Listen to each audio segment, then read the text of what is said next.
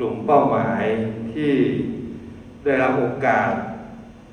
ที่จะให้การช่วยเหลือสนับสนุนเรื่องของวัสดุอุปกรณ์เลี้ยงดูครอบครัวได้อย่างเป็นปกติสุขไม่เป็นภาระกับสังคมซึ่งพี่น้องเราโดยส่วนใหญ่ก็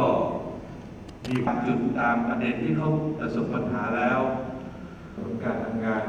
ในเชิงพื้นที่มาโดยตลอดวันนี้ก็เปรียบเสมือนเป็นสะพานบุญนะครับในการที่ให้การสนับสนุนวัสดุอุปกรณ์ในการที่จะประกอบอาชีพของพี่น้องประชาชนดูแล้วก็คณะกรรมการที่มาซื้อให้ผมแล้วก็ร่วมกับกรรมการมูลนิธิอีก3 ท่านนะครับมาเป็นผู้แทนในการที่จะไปทำงานสำหรับทำงานนี้500 ครัวเรือนตั้งงบประมาณไว้10 ล้านบาทนะครับแต่ว่า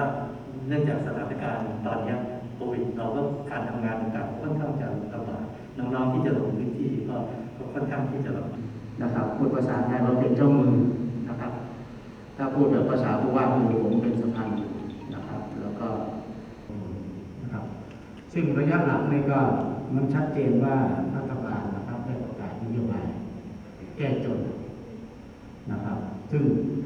โครงการของเรานี่มีมาก่อนนะครับเป็นเนื้องานเดียวกัน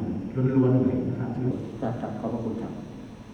ขอขอบพระคุณท่านรองที่ดูโครงการพัฒนาชุมชนนะครับท่านรองทำบันทึกภาพนี้ในกลุ่มนะครับขอบคุณครับยืนนะครับบ้านเป็นภาพแห่งความอบอุ่นนะครับคนไทยไม่ทิ้งกันให้น้ำใจไร้น้ำตาให้เวลาปัญหาคลี่คลายทำในการราชการนะครับของเราคนนี้ทางราชการจังหวัด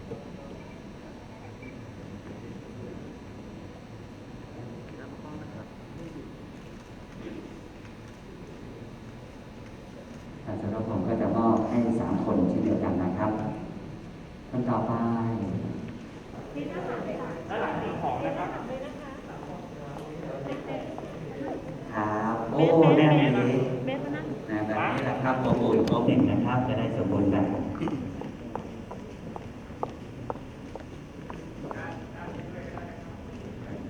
มดแล้วนะครับท่านที่เป็นเจ้าของที่อยู่ด้านหน้าก็อยู่ที่เดิมส่วนราษฎรท่านอื่นๆนะครับไปประจำจุดของตนเองด้านซ้ายมือก่อนครับครับได้เยี่ยมชมได้เลยครับขออนุญาตเรียนเชิญนะครับนะครับเยี่ยมชมได้เลยครับขออนุญาตเรียนเชิญนะครับสำหรับเรายืนตามจุดของตนเองได้เลยนะครับขอบคุณครับ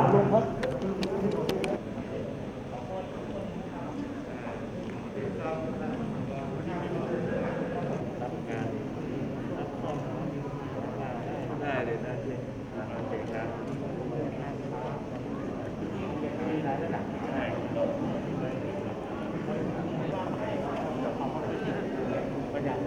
ต้องเป็นสบาย